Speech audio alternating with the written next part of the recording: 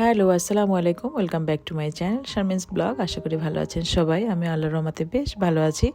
আজকে আবার একটি নতুন ভিডিও দেখার জন্য সবাইকে আমন্ত্রণ জানাচ্ছি। আসলে মেহমানের আসা এবং আসার প্রস্তুতি নিয়ে অনেকগুলো ভিডিও শেয়ার করা হয়েছে। তো আজকে ছিল দ্বিতীয় দিন, আর দ্বিতীয় দিনে রান্নার আয়োজন, খাওয়া দাওয়া, সেটা আপনাদের সাথে শেয়ার করবো ইনশাআল্লাহ। তো প্রথম দিন আমি দেশি খাবার দিয়ে মেহমানদেরকে আপ্যায়ন করেছিলাম।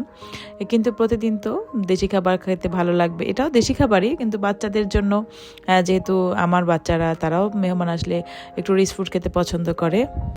আর প্রতিদিন সাদা ভাত, মাছ, তরকারি এগুলো খেতে ভালো লাগে না, দেখা যায় একটু রিচ ফুডের সাথে তখন একটু মাছ তরকারি খেতে ভালো লাগে। তো আমরা একটু ফুডি ফ্যামিলি, এটা আমি সবসময় বলি। সেটা আমার বাবার বাড়ি এবং শ্বশুর বাড়ি, দুই বাড়ি এরা খেতে পছন্দ করে, খাওয়াতে পছন্দ করে, এরকম একটা ফ্যামিলি। অনেকে আছে খুব কম খাওয়া দাওয়া করতে পছন্দ করে, আসলে আমরা এটা না, সেটা আসলে মাঝে মাঝে এটার জন্য খুব বেশি লজ্জাও লাগে। আমাদেরকে টেবিল ভর্তি খাবার না হলে আমাদের ভালো লাগে না, তো চোখ না ভরলে মন ভয় না, এরকম একটা অবস্থা। তো যাই হোক, আমি কিন্তু কথা বলতে বলতে পোলাওটা রান্না করে ফেলেছি। আজকে দেখা যায় কোনো পুরুষ লোক নেই, শুধু আমরা মহিলারা এবং বাচ্চারা খাওয়া দাওয়া করবো। মহিলা বলতে আমার বড় যা এবং আমি দুইজন।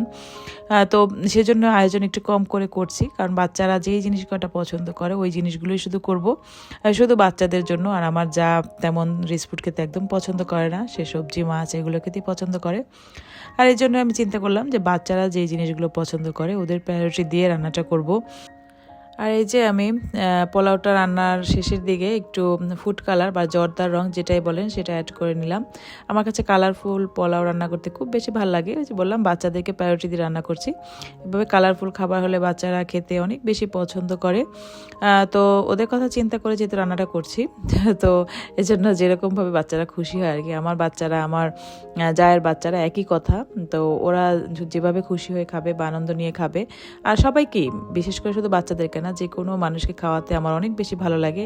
একটা সময় ছিল, একটা হবি ছিল যে কিছুদিন পর পর মানুষকে দাওয়াত দিব, খাওয়াবো, একটা বাসায় গেট টুগেদার করব।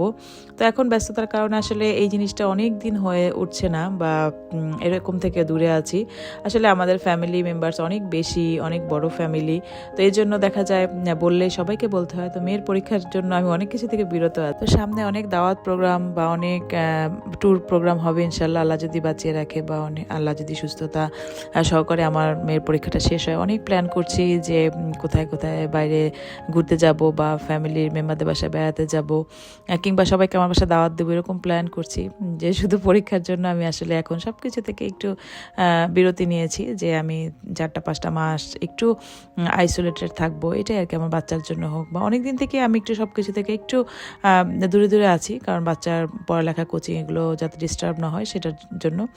তো যাই হোক, আমি কথা বলতে বলতে কিন্তু আমার পোলাওটা হয়ে গিয়েছে, আর চিংড়িটা মশলা কষিয়ে। আসলে এই ধরনের রেসিপিগুলো এরকম দেখানোর কিছু নেই, এগুলো রেগুলার রেসিপি, এগুলো সবাই জানে। আমি আসলে আমার আজকের মেনু যেগুলো ছিল ওগুলো আপনার সাথে শেয়ার করছি, এটাই আর কি। তো মেহমানদারি কীভাবে করছি বা কীভাবে করি, আর বিশেষ করে আমাদের বরিশাল অঞ্চলের মানুষের খাবারগুলো আমি তুলে ধরার চেষ্টা করি সবসময়।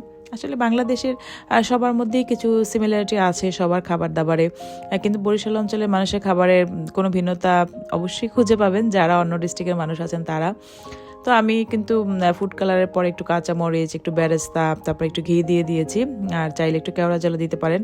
তো কেওড়া জলটা আমি দিয়েছিলাম, সেটা রেকর্ড করা হয়নি। আর এই যে আমাকে আমার ভাসুরের মেয়ে, সে সাহায্য করছে, এই যে বিফটা মাখিয়ে দিচ্ছে। ও আসলে অনেক বেশি আমার কিচেনে হেল্প করে সবসময়। ও আসলে ওর জন্যই আসলে ঢাকায় আসা, মেডিকেল পরীক্ষা দেওয়ার জন্য ঢাকায় আসছিল। তো যাই হোক, আমি একটু রেকর্ড করলাম। তো এই আর কি। তো সবাই মিলেমিশে রান্না করছি, কাজ করছি। আর শ্বশুরবাড়ির লোকদের সাথে একত্রে রান্নাঘরে আমি অনেক সময় কাটিয়েছি। আমার এরকম অভিজ্ঞতা অনেক বেশি যে আমার শ্বশুরবাড়ির লোকজন যখন বেড়াতে আসে, তারা দেখা যায় সমানে আমার সাথে কিচেনে সময় দেয় বা আমাকে হেল্প করে, বা আমি বাসায় না থাকলেও তারা তাদের মতো করে সব কিছু করে ফেলে।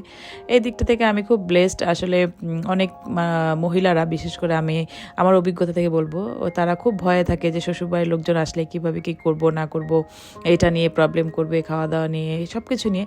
তো এইদিকে আমার কখনো ওই ধরনের প্রবলেমটা হয়নি। আমি খুব ফ্রি থাকি বা খুব রিল্যাক্স থাকি তারা যখন আমার বাসায় থাকে। দেখা যায় মাঝে মাঝে আমি মেহমান হয়ে যাই, যখন আমার শাশুড়ি আসে বা আমার ননদ আসে বা আমার যারা আসে, তখন দেখা যায় ওরাই সব কিছু করে, আমি একটু রিল্যাক্স করি বা আমি মেহমানের মতো আর কি থাকি আমার বাসায়। তো এই জিনিসটা আসলে কারোর সাথে হয় কিনা জানি না, কিন্তু আমার সাথে হয়েছে বা হয়, এখনও হয়, ইনশাল্লাহ সামনেও হবে আর কি। তো আমি কিন্তু রোস্টও রান্না করে ফেলেছি। আজকে কোনো রেসিপি শেয়ার করছি না ওরকমভাবে, জাস্ট রেগুলার রান্নাগুলো। রোস্ট একটু দুধ দিয়ে দিলাম, আর দুধ দিয়ে রোস্ট রান্না করলে কিন্তু অনেক বেশি ভালো লাগে।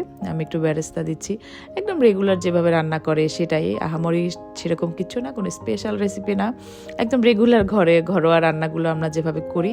আসলে এক একজনের রান্না এক এক রকম, এক একজনের রান্নার টেস্ট বা এক এক রকম, বা যাই হোক, তবে ভালো লাগে রান্না করতে, ভালো লাগে রান্না করে খাওয়াতে। আর সবচেয়ে বেশি ভালো লাগে যখন রান্নাগুলো খেয়ে আমার বাসার মেম্বাররা বা আমার বাসায় যারা আসে তারা অনেক বেশি পছন্দ করে। এটা সবচেয়ে বেশি ভালো লাগার ব্যাপার। তো বাচ্চাদেরকে ডাকতে ডাকতে অনেক সময় হয়ে গিয়েছিল, তারা আসলে খুব বেশি ব্যস্ত থাকে আসলে কথা বলা নিয়ে, বোনেরা। তো আমার শ্বশুরবাড়ির ফ্যামিলিতে মেয়েরা বেশি, এর জন্য ওরা অনেক বেশি নিজেরা অনেক এনজয় করে। তো আমার ভাগিনা ছিল, আমার ছেলে ছিল, সবাইকে ডাকাডাকি করার পরে অনেকক্ষণ পরে দেখা যায় খাবার টেবিলে চলে আসছে। তো এই ছিল আমার আজকে দুপুরের মেনু। একদম সিম্পল ছিল, কারণ যেহেতু ওরকম বাইরের কেউ ছিল না। তারা এই যে খাওয়ার পরে ভাই বোনেরা অনেক বেশি মজা করছে। তো আল্লাহ হাফেজ, ভালো থাকবেন সবাই। এই ছিল আমার আজকের ভিডিওটা। আমার জন্য দোয়া করবেন, আমার পরিবারের জন্য দোয়া করবেন, যাতে পরিবারের সকলকে নিয়ে অনেক ভালো থাকতে পারি। আল্লাহ হাফেজ, আসসালামু আলাইকুম।